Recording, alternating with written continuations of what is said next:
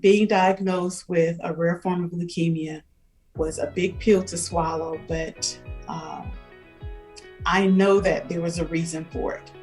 And I prayed for the answer and I received my answer. And that's how Just Sweet Enough, Cookie Dots, Mrs. Albright's Tea Cakes, and now Glynis's products is coming to being.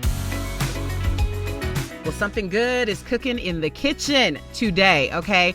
Because you've shopped her amazing line of products, including Glynis's Kitchen Scratch Mix, currently in HomeGoods stores, TJMAXX and Zulily.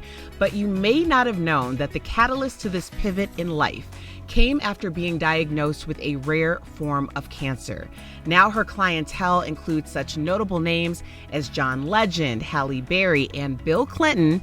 Here to tell her comeback story is Miss Glynis Albright. Welcome to Comeback with Erica Cobb.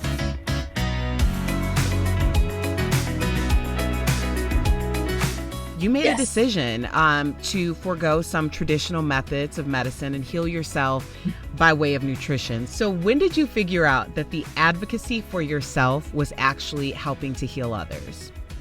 My doctor, again, Dr. Joseph Aqua, he began to tell me how important nutrition is for healing chronic disease.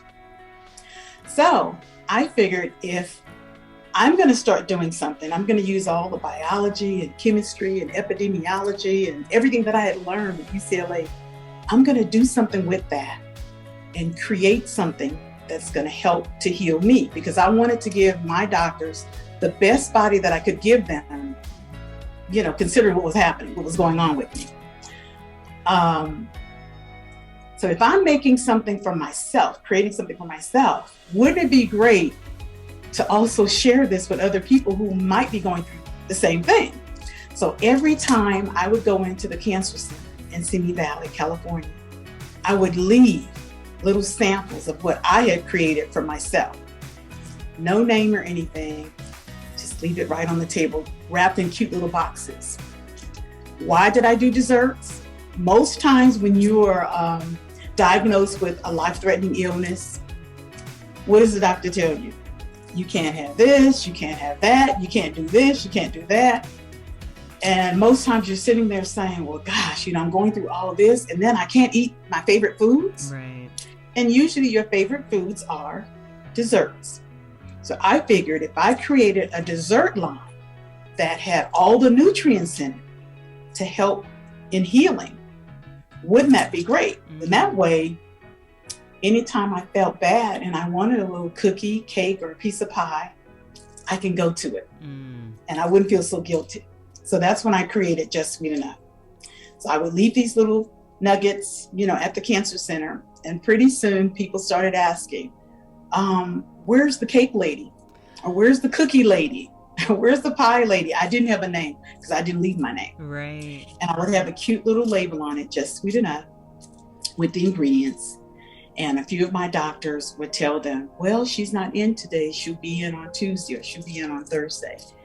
So after a while, I said, you know, people are starting to really catch on to this. Maybe I need to do something with it and share it even more. And one of my first clients was Irvin Magic Johnson. No. And he had just announced that he had the HIV virus. So I figured, okay, well, when Irvin called, he says, Glenn, that's my nickname. Glenn, can you make something for me? And so what I did was I would do all the research on the illness, figure out what foods would help with healing and not inflaming the disease.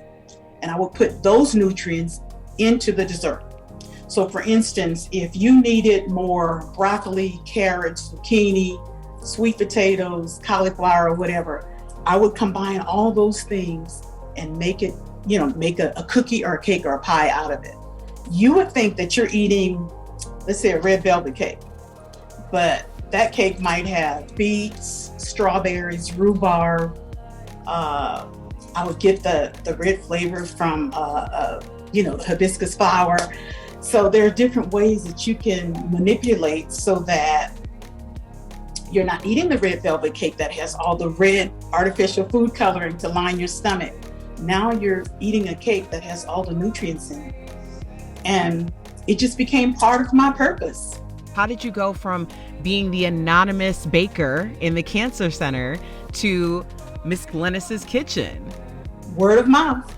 People started hearing about me, and before you know it, oh my gosh, I received a phone call. And at first I thought it was just a joke. And it was from a film company in New York. And they said, well, we're looking for new people to have on the Food Network show, because the Neelys were on, I think it was called Down Home with the Neelys or something like that. Anyway, and we want to feature you on the show, and we'll fly out to Colorado and film you. And I was like, yeah, whatever. But they called back again, and I ended up talking to them and really asking some questions. And I said, this is for real. Whew, look how beautiful that looks. So they came, they flew a whole crew out to here to Castle Rock, Colorado, and filmed me. So it was one of those things, like you said, you build it and they'll come. I have never asked for a newspaper, magazine, television, whatever. I've never asked them to come in to see me. They came to me.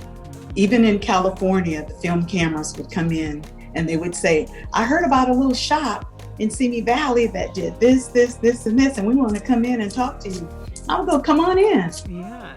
Tell us where we can find you and your products. GlynisKitchen.com, and that's GLYNIS, GlynisKitchen.com.